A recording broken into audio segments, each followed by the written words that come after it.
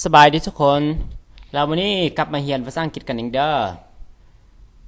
วันนี้จะมาเรียนเกี่ยวกับคำถามว่าแต่ละคำถามนี้เขาสิถามใดๆคำตอบเด้ตอบใด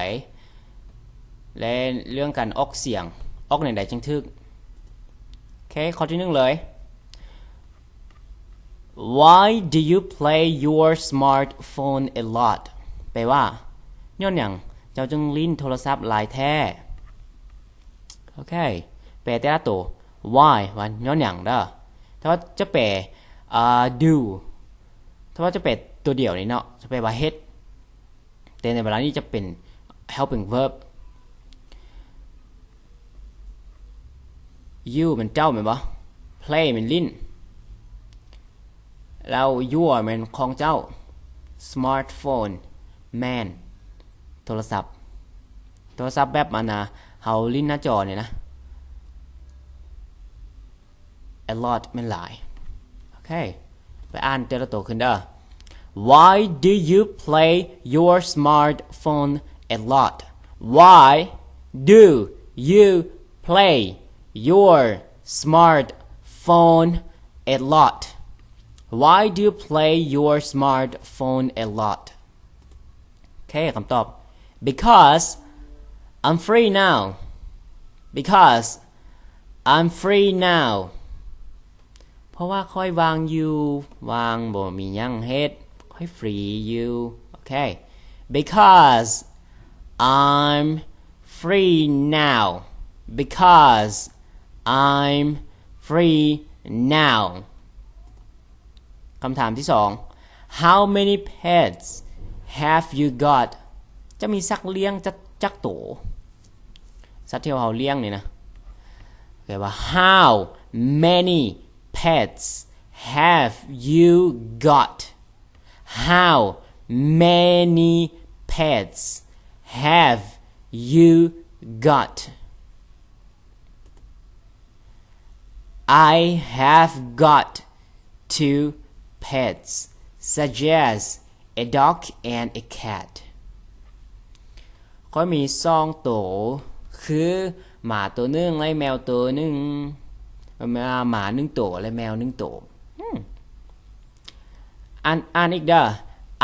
I have got 2 pets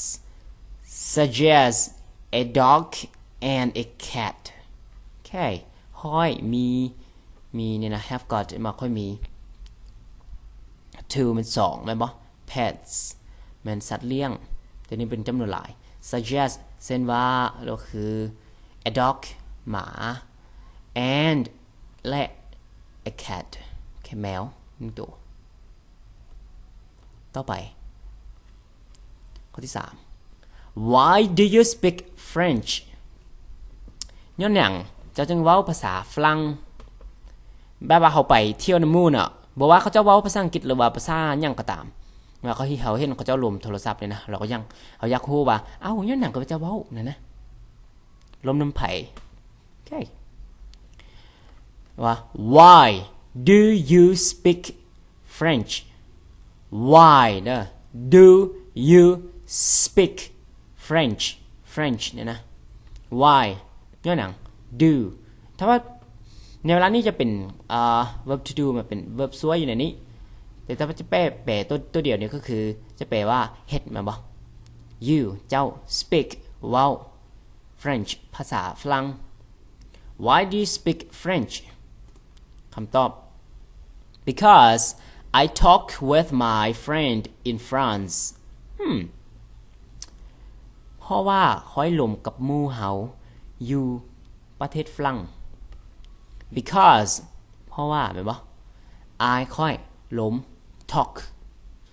with มันกลมกับ my friend เพื่อนของค่อยหรือว่าเพื่อนของเฮา in France อยู่ประเทศฝรั่งออกเสียงกันเองเด้อ because I talk with my friend in France โอเคต่อไปข้อที่4 What would you love to do this weekend What would you love to do this weekend เจ้ามัก ไปเฮ็ดหยังในแท้ที่นี้ โอเคถามหมู่เฮาก็ได้ถามไผก็ได้ what นี่มันหยังแม่นบ่ would ถ้าว่าจะแปลคำศัพท์เดียวตัวนี้มันจะแปลว่าจะนะแต่ว่า would like ก็คือมักไปเฮ็ดนะมักที่จะมักไปเอาถ้าว่าจะแปลเอาตามตัวเลยเด้อไปตามตัว you เจ้า like มัก do เฮ็ด this มันนี่ weekend ท่าทิศท่าที่นี่บ่ this weekend โอเคอ่านอีก what would you like to do this weekend I would like to take an extra โอเคอันนี้มัน English ก่อนเนาะ an English extra class I would like to take an English extra class ค่อยจะไปเรียนเพิ่มภาษาอังกฤษนะนี่มัน an English extra class นี่มันเพิ่มภาษาอังกฤษได้เรียนเพิ่มภาษาอังกฤษเพิ่มภาษาอังกฤษ I would like to take ในเวลานี้มันให้เข้าใจว่าไปเรียนเด้อบ่แม่นไปเอาบ่ต้องแปลว่าไปเอาว่าไปเรียน I would like to take an English extra class แค่ข้อที่5 What time is it now เดี๋ยวนี้เวลาจักโมงมัน what time มันเวลาจักโมงเด้อ is it now เวลาจักโมงแล้วเดี๋ยวนี้ว่าเดี๋ยวนี้เวลาจักโมงโอเคอ่านอีกเด้อ What time is it now คำตอบ It's 7:30 It's 7:30แปลว่า7:30อยู่ในข้อนี้มันเฮาจะเว้าเป็นว่า it's 7:30นี่นะเราคนต่างประเทศส่วนหลายนี่ถ้าว่าบ่เป็นเจ้าภาษาเนาะเขาเจ้าค่อนข้างงงเด้อเฮาก็ยังบ่เข้าใจว่าเป็นหยังเฮาเรียนอยู่ในโรงเรียนว่าเขาเห็นเขาเจ้าเขียนในปึ้มเนาะเขาจะเขียนเป็นแบบนี้แต่ว่าในเวลาที่เฮาเว้านะเว้ากับคนต่างประเทศเนี่ยนะเราจะเว้าว่า 7:30 จบ 7:30 7แล้ว30แล้วก็พอ